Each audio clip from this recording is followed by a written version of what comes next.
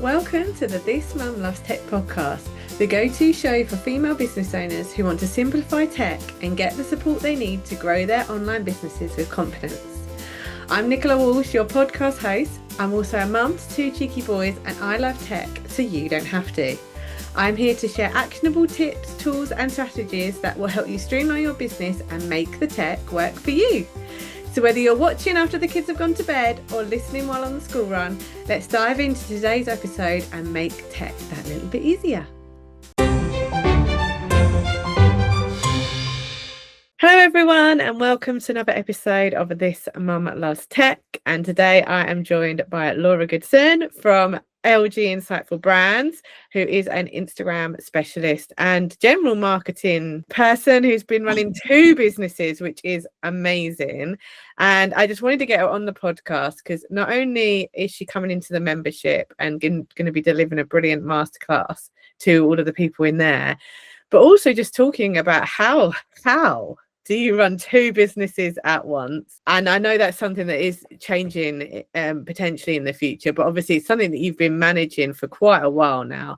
So hi, Laura. Thank you for being on the podcast today. My pleasure. Nice to be here. Yeah, so tell us a little bit. I've obviously highlighted on the fact that you have two businesses. So tell us a little bit about your kind of entrepreneurial journey and how you've got to where you are today. Sure. So I actually trained originally from uni in marketing and business management.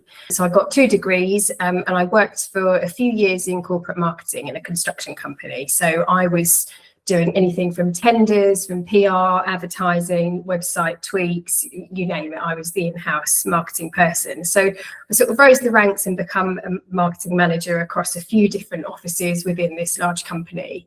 And then I got pregnant with my first child. So when I went on maternity, I made the decision not to go back to employed work. I didn't want to pay for childcare just to go to work. And my husband was in the police, so his shifts were all over the place. So it would have been a really hard juggle. So during maternity leave, I started my first business, which is First Treasures. So this is a baby hand and foot casting company and fingerprint jewellery company. So obviously I had a bit of a leg up. I used my marketing background to set the business up properly from the start. So the business model, the pricing, my website, customer journey and all of that. But social media is the interesting part because obviously when I was at uni back in 2001 and I was in corporate marketing, it really wasn't what it is now. It basically didn't exist. So everything I've learned about Instagram has come from building 2 businesses around real life. It's very much been trial and error, testing what works, seeing what brings inquiries and figuring out basically what's realistic when you've got kids and life going on in the background. So over time, as I sort of progressed, initially, being honest, First Treasures was going to be sort of maybe a 1 to 2 year plan, something while my first was very little, something that would give me a little income. And then the sort of plan was to go back into corporate marketing. But it took off and I didn't need to. And I found my niche. I loved being my own boss. Setting my own hours, and the hours at the time were crazy because my husband was doing shifts. So I would work early doors before my son got up. He luckily was a bit of a later riser as a child, as a baby, and then just screwing little pockets of time in the day. And to be honest, that's still what I do now. So it is very much a juggle and my life is a bit of a jigsaw, but I wouldn't have it any other way. And I think it just shows that it is possible. It doesn't have to be perfect to be doable. But over time, First Treasures grew and grew and grew, and it was a brilliant business. It was so flexible, paid for holidays, paid for half of the mortgage, and I've been running it for 15 years. But there was something niggling at me to go back into, I say proper marketing, but sort of using the skills that I had before kids. And a lot of people that used to come for castings used to say, well, how do you do it? Like, I've got a small business. I really want some advice. So that's basically where my second business, LG Insightful Brands, came from. So I set it up in January 2024. And because I realised I could just help people simplify all of the marketing stuff and hopefully stop it feel so overwhelming, especially for mums in business, because that's who I specialise in helping. So now I help people with strategy, with social media, content and planning, and I also help people with logo, brand and website design. So yeah, it's a real mix, and it's just grown exponentially in the last couple of years. So yes, it is a bit of a struggle having two businesses on the go, that is for sure. Yeah, and I think that's really interesting what you said about how you've made it work around all your other commitments, because like that's the same for me. Like the reason why I set up my own business, like it's not something before I had kids that I ever thought I was going to do, but when it came to working out, or how does this work, and it wasn't even till I had my second one, like with my first one I was making it work in employment, because obviously before they go to school as well, you actually have longer days because you can go at nursery for longer time and all that kind of stuff. And then the second one came along, and I was like, right, I've got two now on two separate timetables, shorter days, and it was just like, how is this going to work?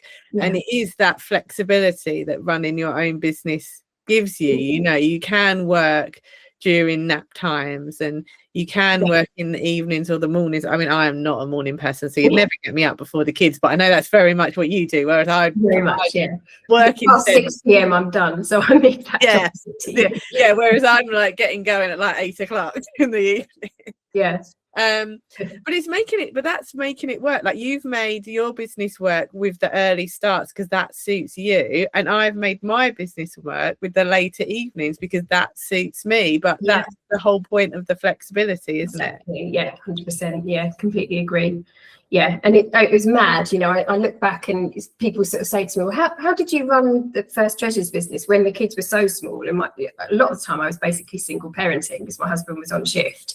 So I would do some work before he got up, then he would get up when he was very little. He'd have like a mid-morning nap, so I'd make sure that was quite a rigid time. I'd put him down to have his nap. I'd book a customer, have that person come for sort of 3/4 of an hour. He would wake up, I'd play with him for a bit, then he'd have his longer nap, and I'd book 2 customers in his longer nap later. It was a mad juggle, but it worked in my particular business at the time because it was a very family-oriented business. You know, it would be a bit different trying to do the business that I do now, LG Insightful Brands, with a baby, because there is an element of having to be a little bit more professional than, oh, sorry, my baby's crying. But it worked, you know, back then. So, yeah. And I think that's what you were saying about, like, you specialise even now in LG Insightful Brands on more like mums and parents in business because they understand that thing of, oh, you know, I've got to go because something's happened at school and I've got to cancel this call last minute. And that's the same with me. Why I want to work with mainly people that are in a similar situation for me. There's some form of childcare or caring for others involved, knowing that could mean at last minute something could change, and to be able to give that flexibility to both parties. You know, I might have to cancel last minute, the same as the client might have to cancel last minute, but there's that understanding of that's just life. Absolutely. And I think that's what makes you and I quite approachable, in the fact that people like that flexibility and that understanding because we are where they are. So yeah, I think it helps, and it's important also to niche down, to know your people and to know who you want to be working with, and you know who you can help the most. You know, and I've been there. My kids are a lot older now, but I've been there in the baby and the toddler stage, and I know exactly what it's like. And I think what you're saying about your target audience, getting back to the kind of more marketing side. So like you put a meme up the other day of this laughing kid, and I just saw it, and it just I don't know if I actually did react to it or anything, so apologies if I didn't, but it made me laugh because I was like, you know, they do have, or when you put things up about mum life and stuff, it is relatable. So tell us a bit more about how that's important with your marketing and things. Definitely. I think, you know, the start point for any business is to know your audience. And the biggest mistake that I see people make is to say, well, you know, my product or my service would be useful to anyone. And where that is true, that's not a good start point to go from, because if you're marketing to everyone, you're not marketing to anyone. So you need to be crystal clear in really niching down and knowing who your ideal clients are. So yes, your service may be able to help anyone, but if you're not sure, maybe look at who do you enjoy working with the most? So you and I have just said, we like working with females, especially, females that are caring for children or older parents, because it's relatable. We're there, we're flexible, so we completely get it.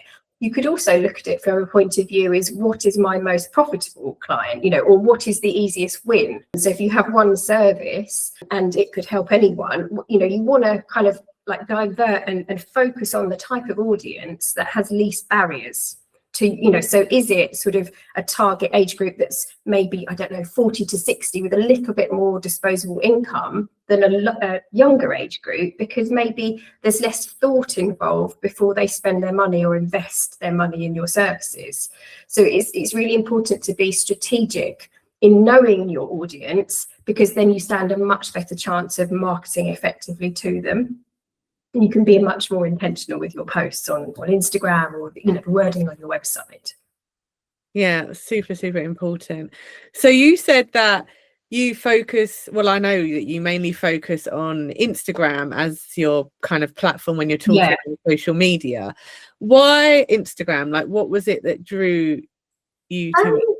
I don't know. I think because First Treasures started out very much using or relying on Facebook heavily, because when First Treasures first started, Instagram really wasn't a thing. And then when it became a thing, I then lent heavily into that, and I got a lot of business through Instagram, which was great. And I think because I'm quite a creative person, the visual element and the grid attracted me, and I could. It just felt right as a platform, and I've had a lot of success. So I wanted to share my success and my theories and my strategies with other business owners, because it just works, and it doesn't have to just work for a product business. And I think that's what I show quite well, because obviously I've got a service business and a product business, and it can work equally well for both types.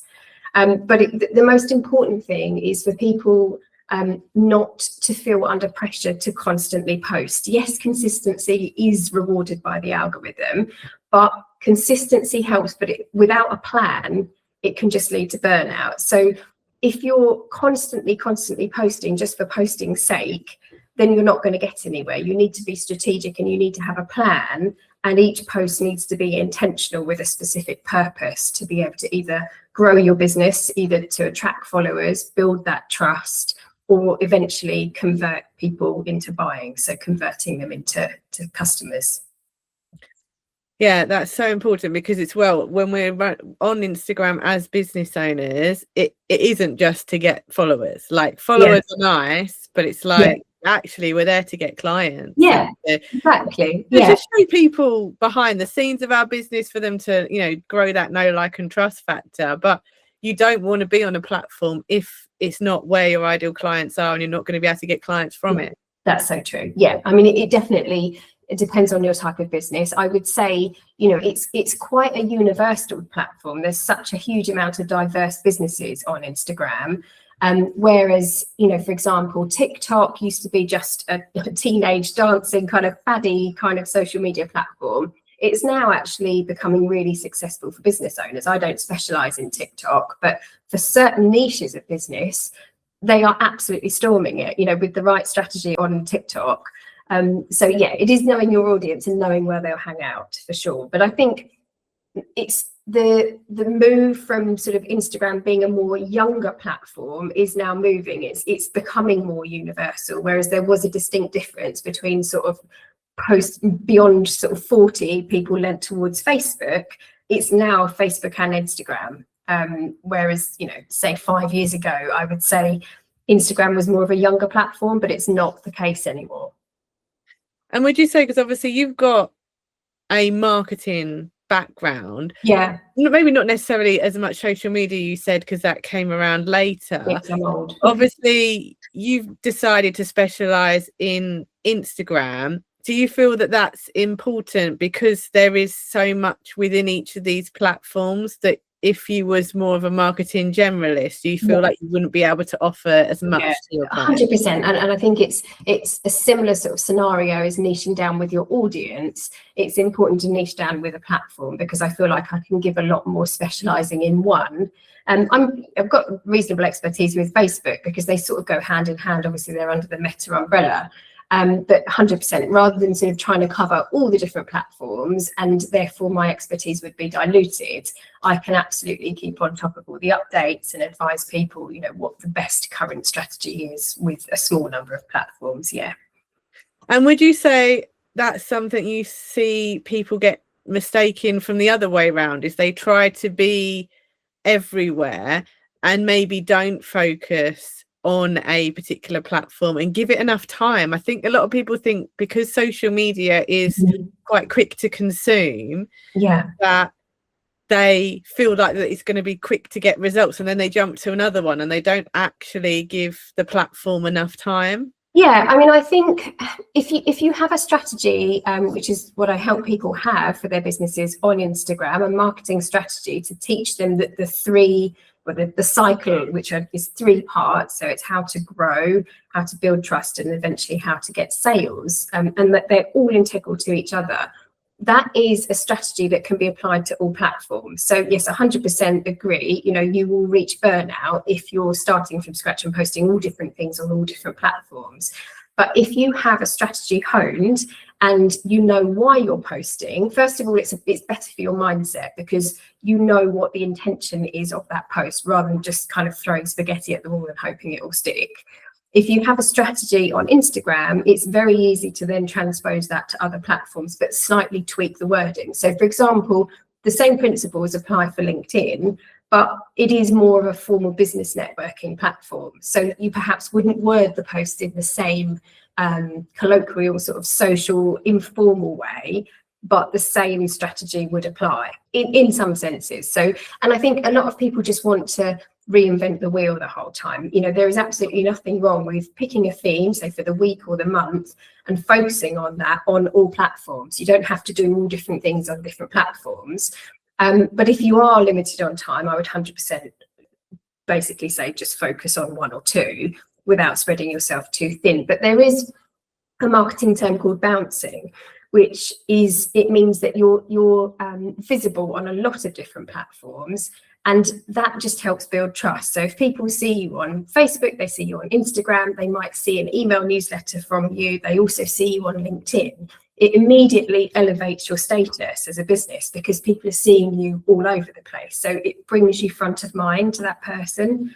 So there is something to be said for being on more than one platform, but to start with, focus on one, I would say, yeah. Excellent. Now, I'm really excited because you're coming into the membership in March. Yes. I'm just checking the day and time. So it's the 12th of March at 1 o'clock, and you're going to be delivering a masterclass called Scroll to Follow, How to Attract the Right People with Planned Content, which goes into what you were just saying about marketing content and all that kind of thing. So without giving too much away, what kind of things are you going to be covering in that masterclass that's really going to help people? Because I think people, they get posting, but I think one of the things that they don't always think about is this attracting people? Yeah, 100%. So yeah, the masterclass is going to be more about the why and the bigger picture. So I'm going to go into the practical side, basically showing people how to create content that attracts followers. And that is a specific format and a specific type of content with that specific purpose. So we're going to cover things, how to plan what you're going to post, what types of posts actually bring in the right people, and how to connect your content to your offers so it leads to sales eventually without feeling too pushy. So it's going to hopefully be very practical, and it's designed for people who want a simple plan that they can repeat every week with different topics. Even if they're busy and they're not posting every day, they will get results by using these strategies. So hopefully it'll be really useful to your members. Yeah, I think it's going to be brilliant, because I think that's the thing is sometimes you get yourself into a flow, don't you, of posting for a little bit. Yeah. But if you don't have that consistent kind of plan and strategy, it all of a sudden something comes up and you're like, oh, I haven't posted again for a week. And it's human nature. If you're not getting much back, if you've put your all into it for 2 weeks and say you've been posting every single day and you're not getting much back from it, it's human nature to kind of want to give up, that hasn't worked, so I'm just going to divert my energy and my resources elsewhere. So, hopefully this will show you that you don't have to post every day, but with strategic content, you can grow organically. And I'm also going to just show you a little bit of how to pay for boosted posts and how that works in gathering an ideal audience as well. Yeah, because obviously I'm in your membership, and that's something that's been I hate to use the word game changer because I know that's a very corny word, but it has been like a strategic way really is using a boosted post, which I'd never heard of until I spoke to you about it. And it has made a massive difference to my account. It's really grown. Really grown. Like, I think, like, I've been on Instagram since I very first started my online business in 2021. And I think I've probably nearly doubled my followers in the last 6 months compared to all the years before that, just by having a more using the boosted post, which is like I'm paying like £2 a day. That's it. So it's not even something. And again, it's something like you think at boosted and advertising, it's going to be really, really expensive, but it wasn't. The strategy that you teach us, and just having that strategy for, like, I had hardly ever got sales from my Instagram account, and then I started following your strategies and your content plan, and I now have, like, I knew how to post, like, I'd learned that part, I'd learned how to make a reel, I'd learned how to go on stories. What was really missing for me was that strategy of, well, how do you like you said, it's no good just posting. It's quite demoralizing as well, isn't it? Putting all your effort into editing, putting those lovely reels together, and if you don't know what purpose that has, and it's actually not doing anything, you're maybe getting 1 or 2 likes from your mates, it makes you want to stop, doesn't it? So it's all about strategy. And I think, so for people that don't know, a boosted post is basically an ad, but I think Facebook ads have got quite a bad rep. They are really, really complicated. So this isn't a Facebook or a Meta ad, it's specifically just on Instagram, and they are really useful and very strategic, and you don't waste money if it's done properly, and it can really, really boost your business. Like you said, it's really grown yours and many other people in my membership. It is a game changer, but once you know how, it's really, really effective. So tell us a little bit more about the membership. Like, how did that come about? Because I know that's something that you so when I first started out with this business in January 24, I was mainly offering one-to-one, so coaching for an hour and a half, where I would sort of overhaul people's social media. They would sort of say, well, I really struggle with XYZ, so each session would be tailored to them, and I was getting really, really good feedback, but it was kind of, I used to vomit information at them because I have so much in my head and I really want to help people. The feedback in my Google reviews and verbally to me was, oh my God, that was so useful, thank you. But now I feel like I'm on my own. I get it, but I don't know how to kind of put your advice into practice. And I thought, there's a gap there, because people understand, but then it's that blank page syndrome, is it? Where do I even begin to actually translate that for my business? So with the membership, it's all of the information that I give in one-to-ones, and sort of as it's evolved, I have got to know my client base a lot better. So I knew the sorts of things that people were finding really, really difficult. So from that, the starting of the membership was the building of the main tutorials. So there's tutorials that are recorded that are resources that members can watch and rewatch again, and they cover the strategy, like you say, and other aspects. For example, specific things like launches, what happens after a sales post, like how to follow up and actually clinch that customers, to make them into a customer if someone's interested.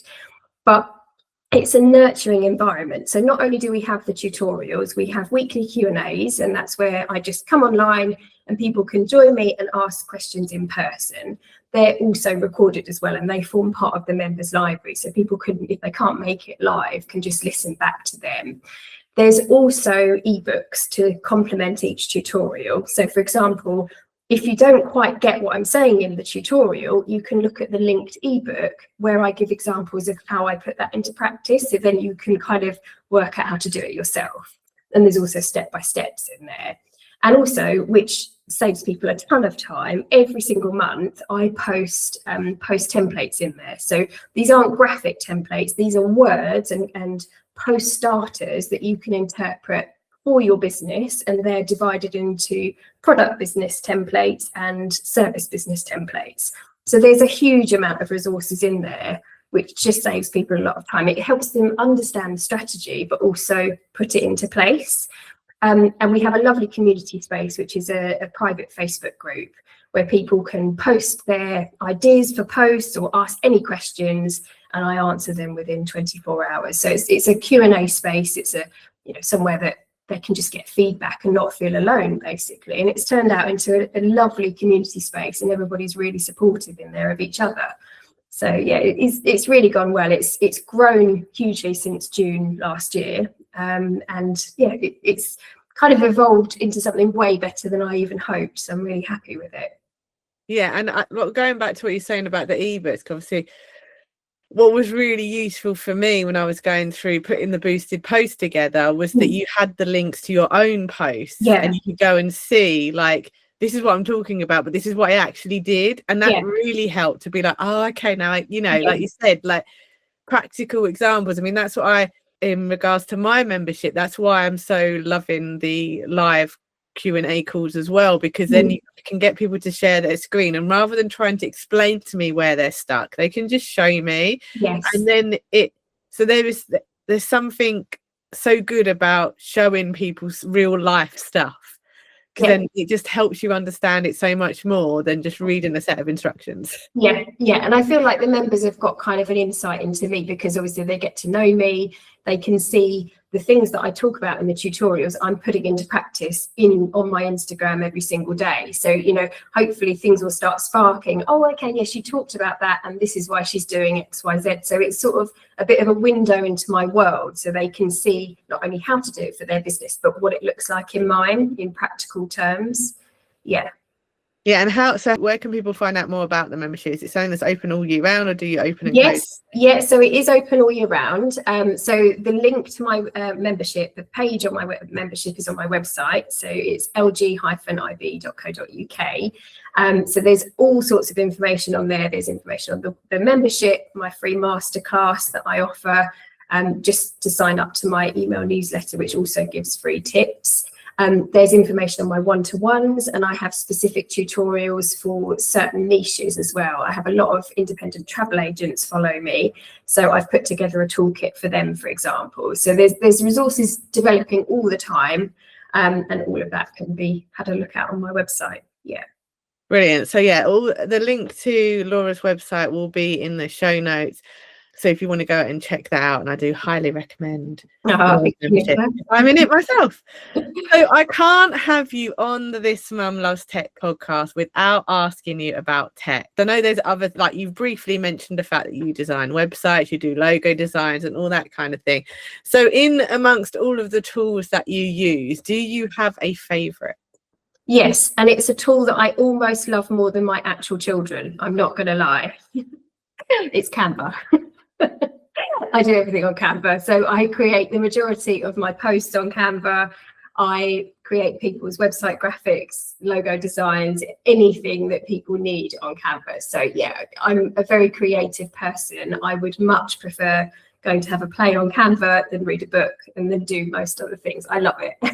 So I feel very lucky in my job that I do something every day that I genuinely love doing. So it doesn't feel like work. And it's just very flexible and versatile for me. So hands down Canva.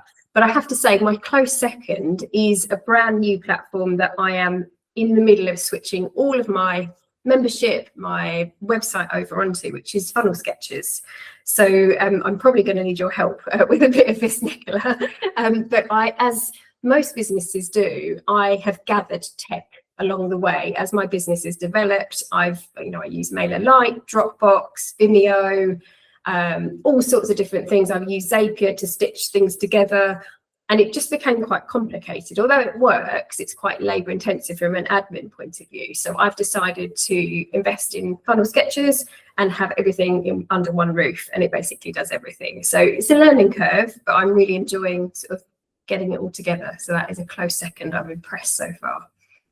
I think that's really important what you're saying about you've gathered things over time, because I think like people, because I'm moving over to funnel sketches as well, and a few people in my community are a bit like, oh, like, does that mean that MailerLite's no good anymore and all this kind of stuff? And I was like, no, it's not that at all. Like, there are, as you know, lots of tool options out there, and some of them are more complex in what they can do, but also how you use them. And I feel like until you've got your head around how some of this stuff works, and obviously you have a marketing background, so you had that bit of a kind of step up to start with.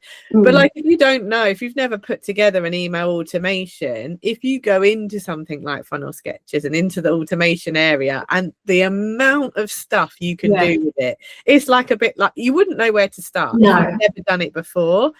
So my recommendation still will be is start with something simpler like MailerLite, like you have, you know, you've got it up and running, you've now got an established newsletter, you use your email marketing effectively, you know now it's worth that investment, because it is going to take you, like you said, it's something you've got to now learn how to do, you've got to take the time to set it all up. 100%, yeah. And I'm definitely not one for, you know, investing in something that is not credible yet. You know, you learn as you go along. And I think for me, both my businesses have evolved over time due to the needs of my clients. So therefore, I need to know that something works before I invest heavily in something to support that, because there's nothing worse than putting a load of money into something and then it flops and then you've got nothing to show for it except debt, you know, and that's not a smart way to do business, is it? You know, so my advice would be to use the free tech that's available. Like, for example, as you know, MailerLite for under 500 subscribers is free, isn't it? And it's great. So use something like that to kind of find your feet, and that's really user friendly before you kind of make that step up, which is the stage I'm at now. Yeah, definitely. And like you said, it's not even just a monetary investment either, it's a time investment. You know, to set it all up is going to take some time, which when you're first at the very early days in your business, there's so much that you need to set up and just get clients in. You know, you want something that is simple to use and quick to set up, and then, like you said, now your business, you know, you've been going for a couple of years, you know, you've got a membership, you've got recurring income going in, you can then afford to take some time to get everything set up properly. 100%. And you do need to, I mean, this is a big project for me, so I've planned out when this move onto this new platform is going to be. So my client work is lighter this week, but having said that, you know, the pressure to run the other business, I've still got castings coming into the studio, babies coming in, you know, the pressure to do everything is immense. I've just posted on my stories to, you know, it's really easy to put so much pressure on yourself, but I'm not going to be posting on Instagram as much as I normally do, which is normally 5 days a week, for the next 2 weeks, because for me, I need to prioritize this move onto the new platform, and I need to spend the time to do that, not posting. I need to get all of my ducks in a row before I then go again and launch. So it's you know, being strategic about where you spend your time as well is a smart thing to do, and not beating yourself up that you can't do you can't do everything. It's not possible, especially as a mum. Yeah, and I think that goes back to like knowing you said your ideal client, and like people will see that and be like, because sometimes people say to me, oh God, how do you do it all? So I do make it clear, I have been up till this time at night to get it done, or I have not posted, or I haven't got a podcast episode out because I just couldn't do it. And I hope that makes people realize you can't do it all. No, you are only one person at the end of the day. 100%. Yeah. Well, it's really exciting to hear about your move, and I'm sure it's going to go brilliantly. Where is the best place if people want to kind of find out more? Well, I post loads of free stuff, probably more than I should, but I'm generous, on Instagram. So my Instagram is LG Insightful Brands. So go and find me. There's loads of stuff on my grid that you can use to start implementing already. And in my link in bio, there's lots of information on where to find stuff on my website, and also my free masterclass and my ebook. So yeah, go and have a look. Tell us a bit more about that free masterclass. So it's basically focusing on how to optimize your bio. So what a lot of people don't know, bio on Instagram, I should say. So what a lot of people don't know, their business is often effectively invisible to people searching for their services. And it's a really, really key thing to make what I call your virtual shop front as easily navigable as possible, but also searchable. So that's the free information that I give. There's practical tips on how to set it all up, and it will make a massive difference to your business on Instagram just by making those small tweaks. So there is a masterclass for free that you can watch, and also an ebook, along with some content ideas that I've just thrown in as extras on the free ebook as well. Oh, that sounds brilliant. Yeah, because I think I've seen a lot of people who, just don't realize that their, name is searchable, like you said, and getting those keywords in there, especially with all the updates to Instagram recently.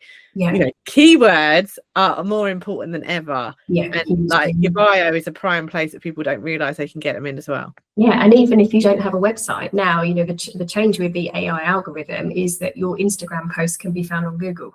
So, you've really got to think about the keywords that you use, not only in posts, but in your bio, so that you can be found wider than Instagram even. Yeah, brilliant. So yeah, if you want to get access to that freebie, I'll put the direct link to the freebie in the show notes. But yeah, do go follow Laura or LG Insightful Brands. You pick up lots and lots of tips there. And yeah, I can for one recommend her membership. It's been a really big change for me in how I use my Instagram account, and has now become my main focus in terms of social media platforms. And I'm seeing real results from it, which I wasn't before.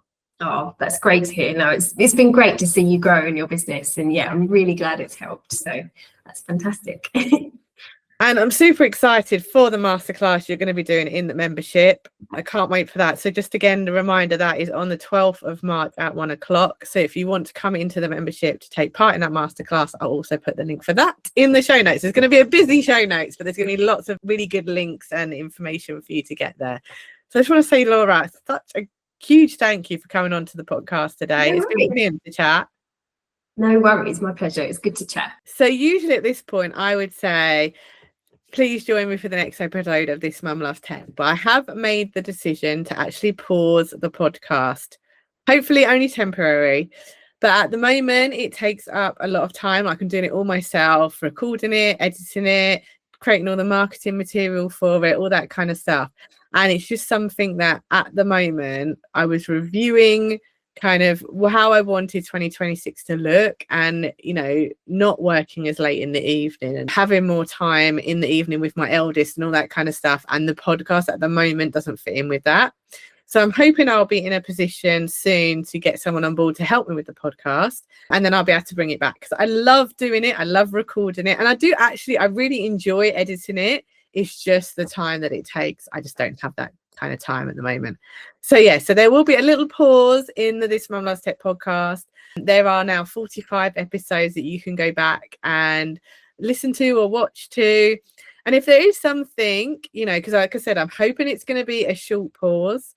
If there is something that you would like me to talk about on a future episode, or if you would like to be a guest on a future episode of This Mum Loves Tech, please do still get in touch.